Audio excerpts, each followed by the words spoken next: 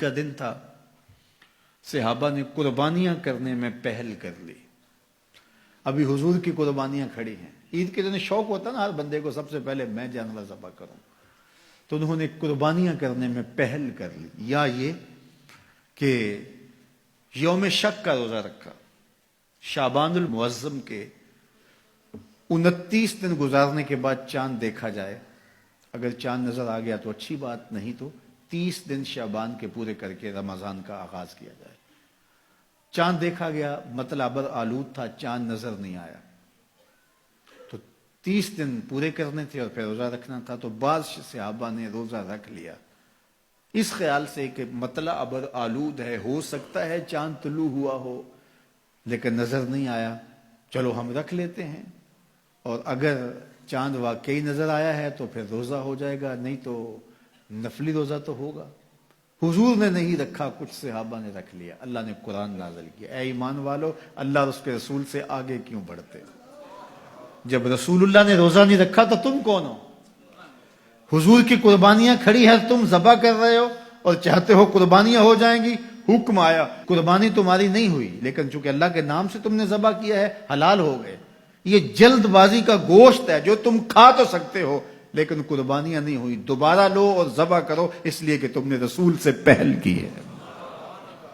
یہ تمہارے روزے نہیں ہوئے اس لیے کہ تم نے رسول سے تقدم اختیار کیا۔ ایمان والو میرے نبی سے آگے نہ بڑھو۔ اب انہوں نے روزہ رکھ لیا تھا، کس لیے رکھا تھا؟ اللہ کی رضا نصیب ہو، اس لیے رکھا تھا نا۔ جلدی جلدی جانور ذبح کر لیے تھے اس لیے کہ اللہ راضی ہو جائے، حالانکہ ان کے حاشیہ خیال میں بھی نہیں تھا کہ ہم حضور سے کوئی پہل کرنے کی کوشش کر رہے ہیں۔ یہ اتفاقاً ہو گیا، شوق تھا کہ اللہ کے حضور قربانیاں پیش کر دیں اور اس میں جلدی ہو گئی۔ شوق تھا کہ چلو اللہ کی عبادت ہو جائے، شک کے دن کا بھی روزہ رکھ لیتے ہیں۔ حضور سے کوئی نہ مقابلہ تھا نہ حضور سے جلدی کا ذہن تھا، لیکن اللہ نے کہا اگرچہ اتفاقاً ہوا ہے لیکن ہوا تو حضور سے پہلے ہے، لہٰذا میں اس کو گوارا نہیں کرتا۔ یہ تمہاری عبادت ہی نہیں ہے، تمہارا گوشت جلد بازی کا گوشت ہے، کھا سکتے ہو لیکن قربانی تمہیں دوبارہ کرنا ہوگی اس لیے کہ تم نے میرے رسول سے پہل کی۔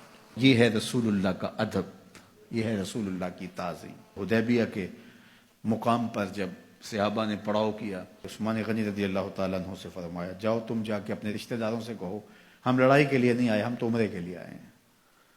تو حضرت عثمان غنی گئے تو انہوں نے کہا کہ عثمان ہم عمرہ انہیں نہیں کرنے دیں گے، لیکن اللہ کا گھر سامنے ہے، چلو تم آئے ہو تو طواف کر لو۔ حضرت عثمان غنی نے کہا عجیب لوگ ہو، حضور نہ کرے اور میں کر لوں؟ اللہ اکبر۔ اچھا، صحابہ کے ذہن میں بھی یہ بات آئی، ان کو طواف کا وہاں موقع مل گیا ہوگا، بچھڑے ہوئے تھے، کتنا عرصہ ہو گیا تھا مکے کو چھوڑ کے آئے ہوئے۔ جب حضرت عثمان غنی واپس آئے تو کہا کہ عثمان تم بڑے خوش قسمت ہو کہ تم نے طواف کر لیا ہوگا۔ کہا تمہاری غلط فہمی ہے، میری خوش قسمتی یہ نہیں کہ میں نے طواف کیا، یہ کیسے ہو سکتا ہے؟ حضرت عثمان نے کہا میں 1 سال بھی وہاں رکتا تو طواف نہ کرتا اگر میرے رسول نے نہیں کیا۔ تو دین ہی وہ ہے جو حضور کے تتبع میں ہو، حضور کی اتباع میں ہو، حضور کے پیچھے ہو۔ حضور کے پیچھے لگ کے اللہ ملتا ہے، آگے چل کے نہیں ملتا۔ یہ صحابہ مزاج سمجھتے تھے، لا تقدموا بین یدی اللہ ورسولہ، اللہ اکبر۔ اس لیے خدا تک پہنچنے کا راستہ ہی یہی ہے، خدا کا یہی ہے در، نہیں اور کوئی مفر مکر، جو وہاں ہو یہیں آ کے ہو، جو یہاں نہیں وہ وہاں نہیں۔